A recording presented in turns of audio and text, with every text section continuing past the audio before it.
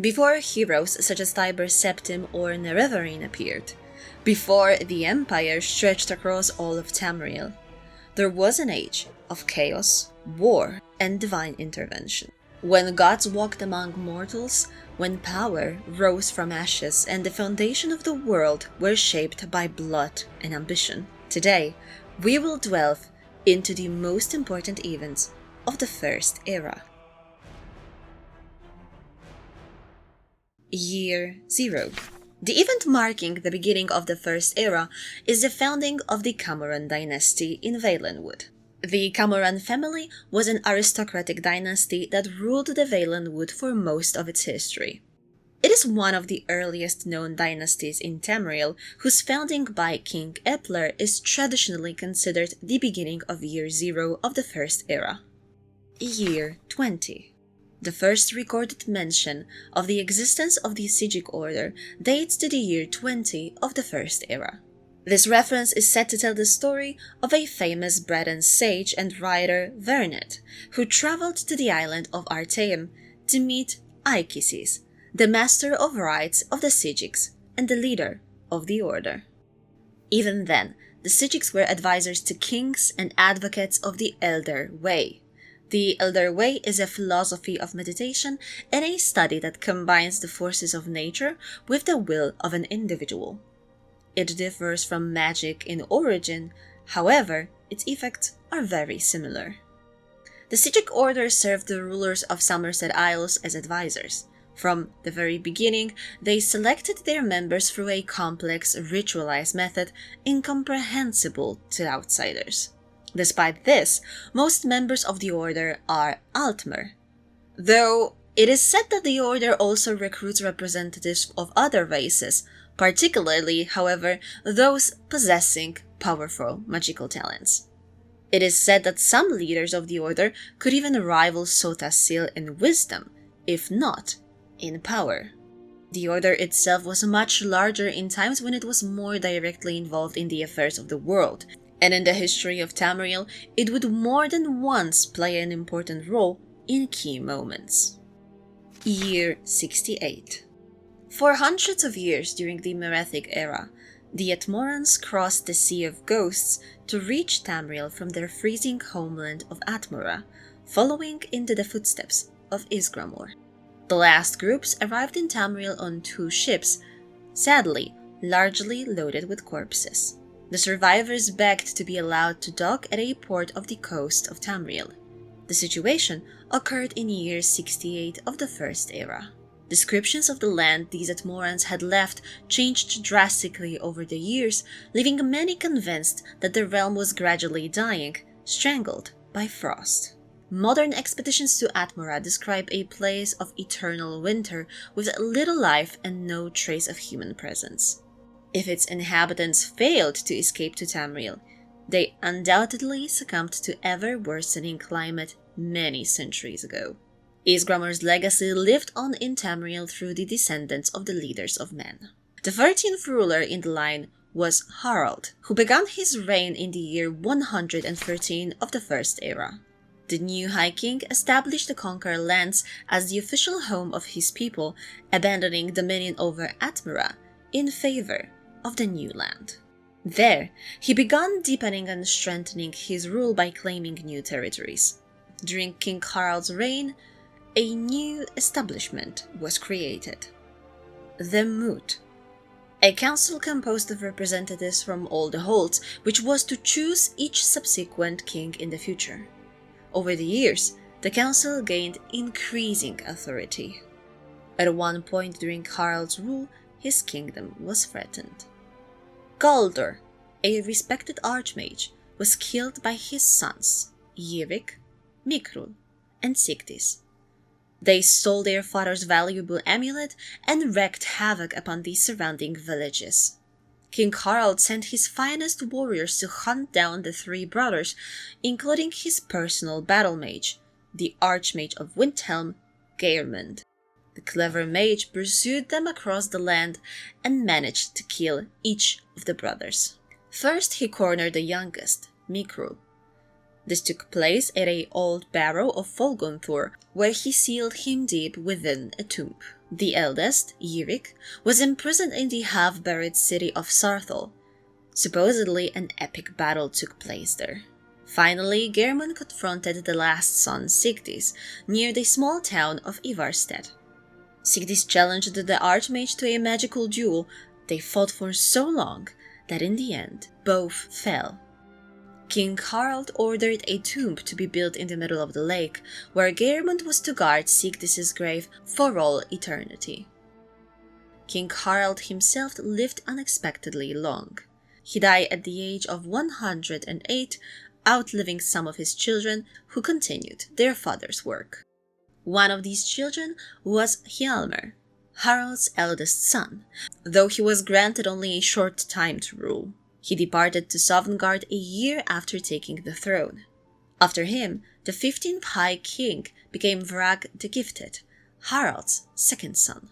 Upon ascending the throne, he began the great conquest in the year of 240 of the First Era, creating the First Nordic Empire. With its capital in Windhelm, the campaign began. Within 50 years, they ruled nearly all of the northern Tamriel, including most of present-day High Rock, a large portion of Nibene Valley, and almost all of Morrowind. Although control over the conquered lands lasted relatively briefly, because only for 2 centuries, it initiated political unrest and future historical changes that would soon place the conflict between elves and men on the scales.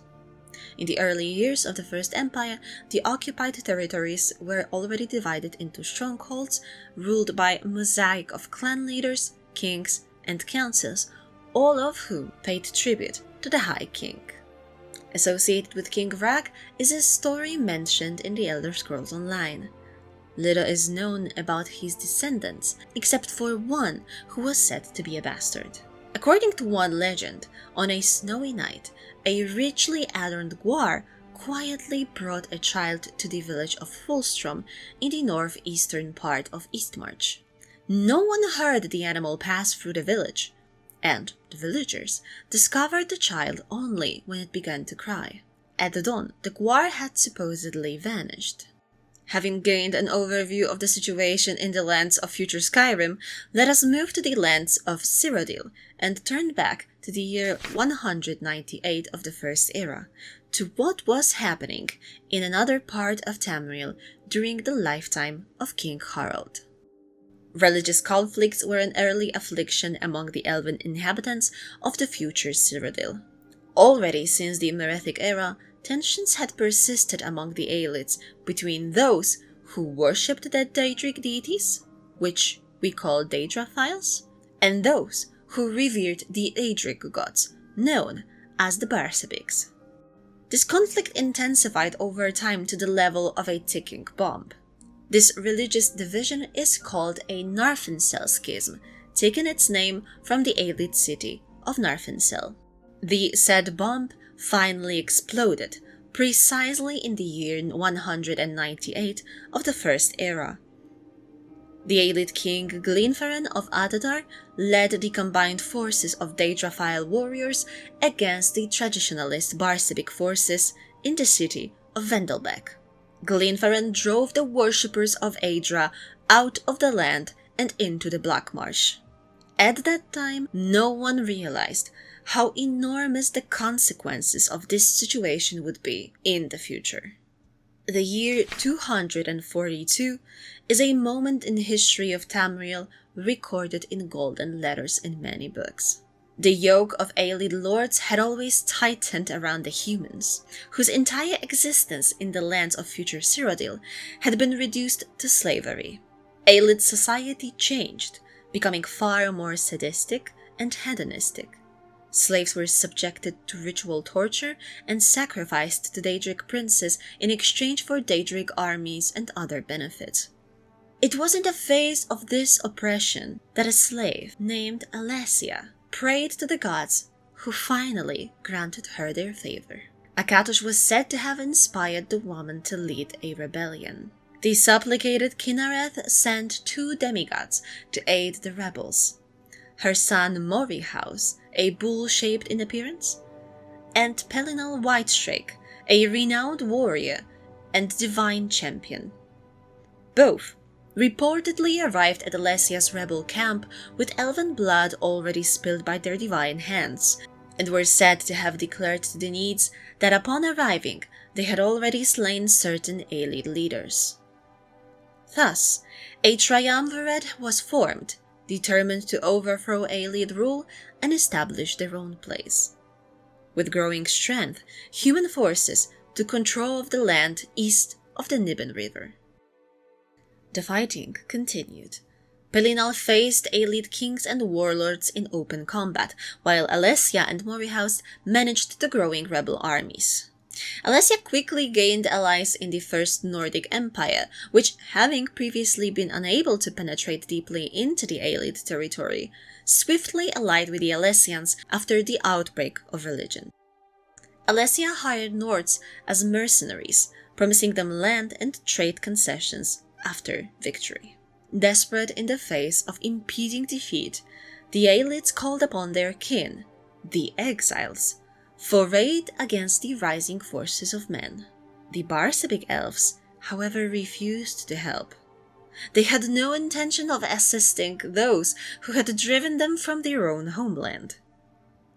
Left to themselves, the Ayleids formed a pact with the Aurorans, Daedric servants of Meridia, who were to aid the losing elves. At the same time, another supposed demigod stood among the Ayleids in power, Umariel the Unfeathered. He was an Ayleid king with a reputation as a formidable leader in battle. He was known for his strategic approach to warfare and commanded military conquests of neighboring regions, including Black Marsh and Sumatran, a place or culture about which is little known.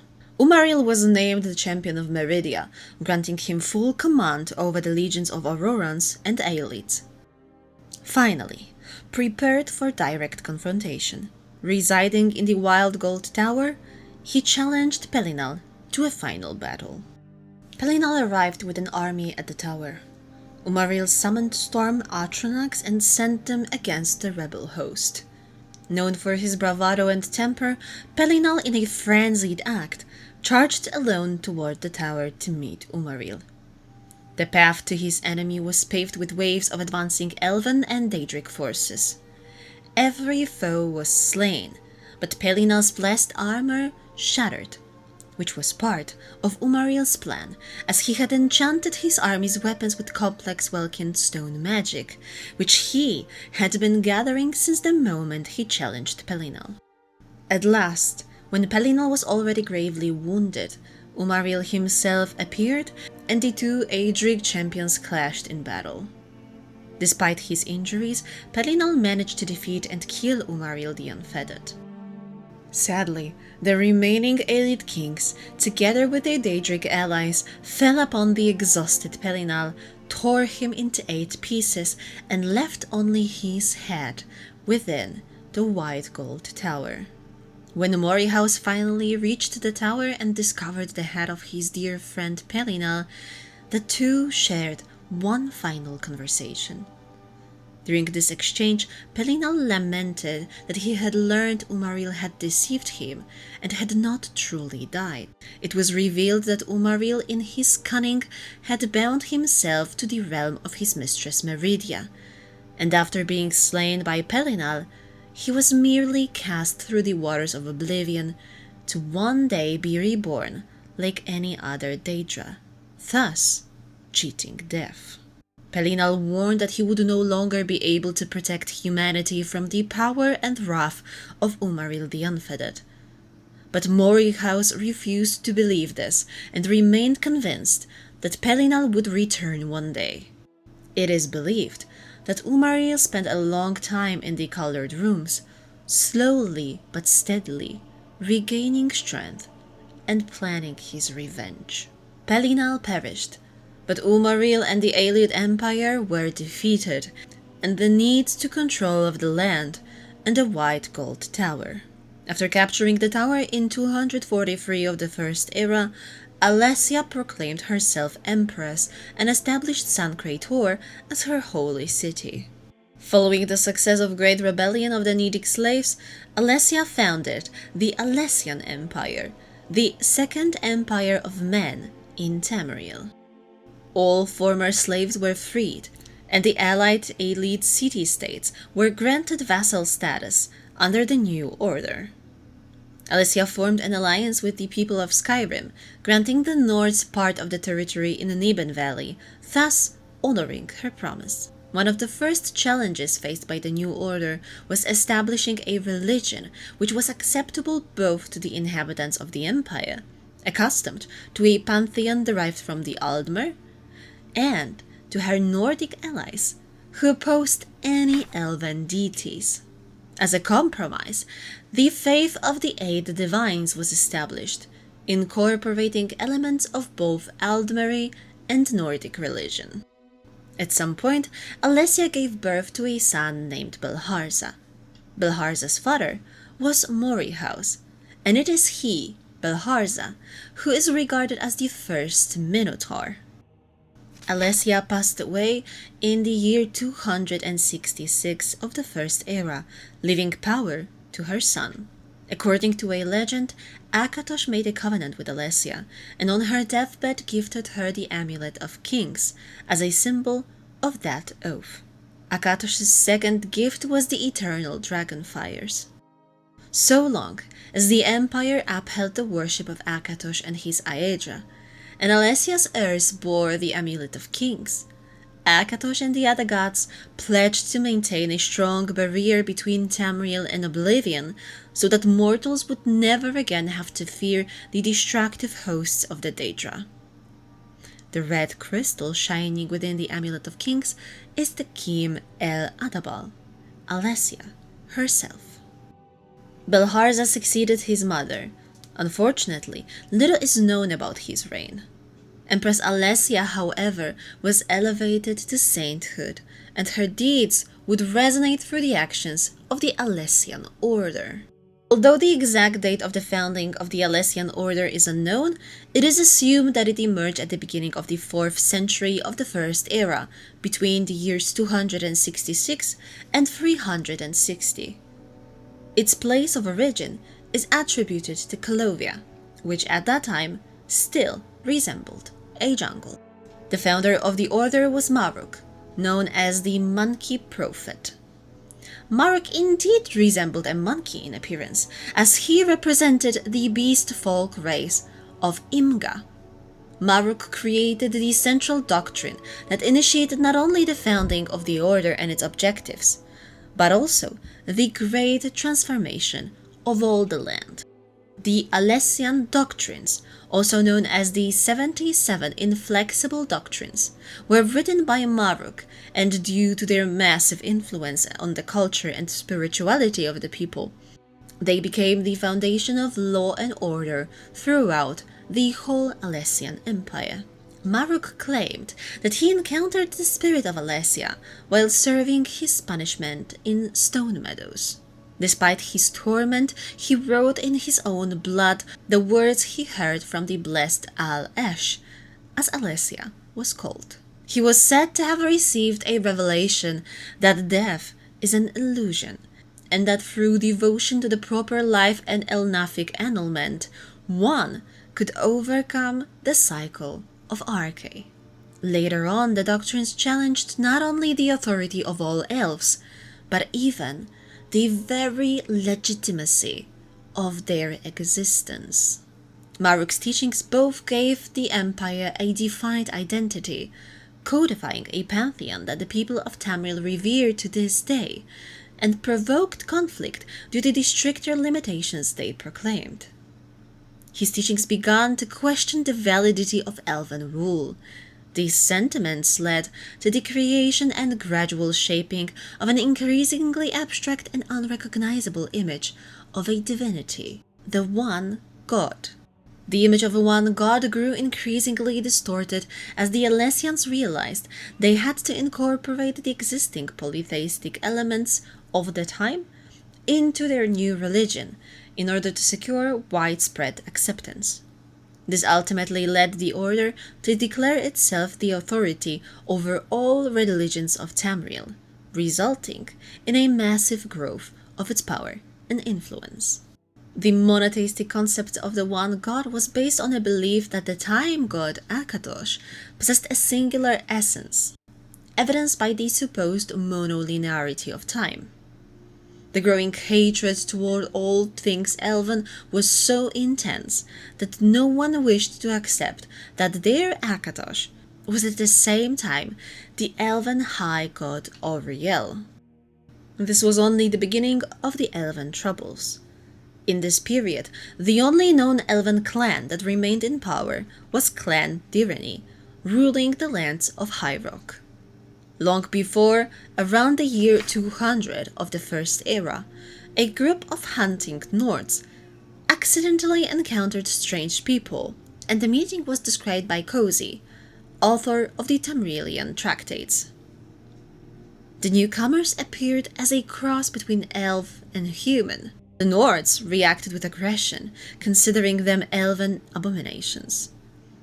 In the final struggle for survival, one of the mermen spoke in broken language understandable by the people of Skyrim. Only then did the Nords understand whom they faced. The Bretons, half human, half elven.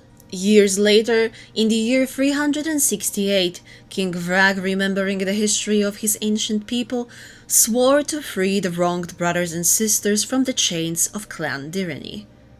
Recalling the Night of Tears, when Ysgramor's people fell to treacherous elves, King Vrag launched a military campaign against the elves of High Rock. This task would prove far from simple. The son of Emperor Belharza, Amiel, who sat upon the throne at that time, joined King Vrag's forces in the year 358 to crush the hegemony of the Direnni, who had been strengthening their influence in High Rock. Skirmishes in the regions lasted for years, with a balance of power shifting from one side to the other. The war resulted in the mass flight of Ayleids from the lands of the Alessian Empire, an exodus known as the Ayleid diaspora. Meanwhile, within the Nordic Empire, King Vrag departed at an unknown time and was succeeded by the new ruler, King Borgas. Changes also arose the Alessians. The Alessian order strengthened its position within the empire and implemented another element intended to cement its leadership, the mentioned earlier Alessian doctrines. But what did these doctrines actually contain? The statement, all are guilty until they prove their innocence, which to this day remains a guiding principle of the legal system in Tamriel.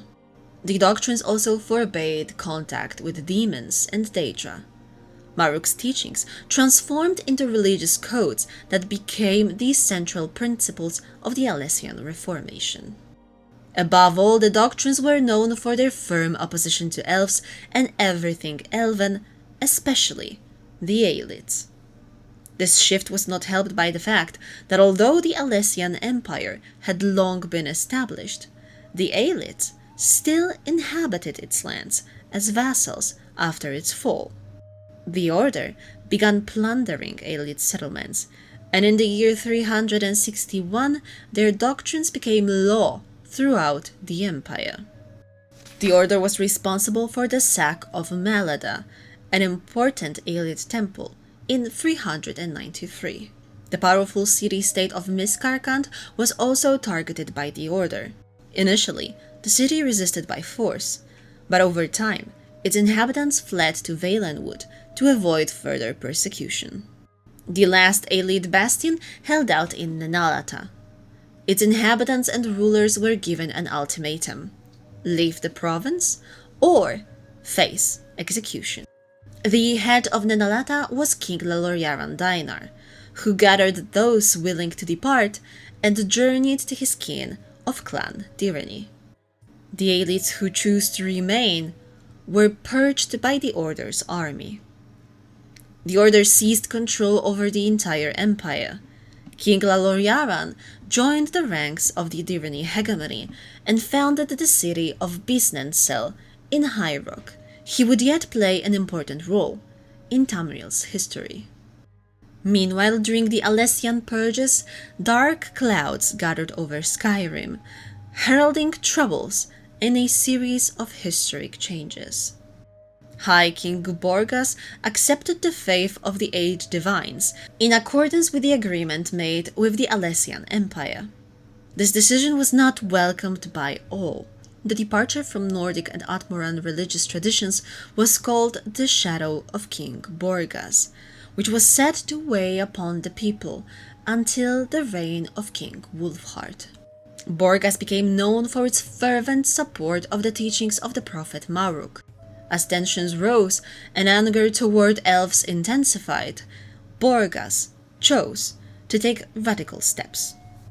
Finally, the time had come to declare a final war against all elven existence, beginning with the Bosmer and Valenwood, where many Ayleids had taken refuge. He set out for the Imperial City to begin negotiations. Tragically, during his journey, King Borgas was attacked by the raging Wild Hunt, a mass of feral Bosmer who in desperation used their race's unique ability to abandon their humanity in favor of savage power. Borgas was slain, and with him died not only the last descendant of Isgramor, but also the vision of a final assault. In its place arose a war of succession that would engulf Skyrim and alter the course of its history. The war for the throne immediately weakened the First Nordic Empire. As early as 401 of the First Era, the lands of High Rock regained autonomy. On the other side of Tamriel, the united Chimer and Dwemer expelled the Nords from Resdain. In the province, the First Council rose to power, led by Dumak and Nerevar.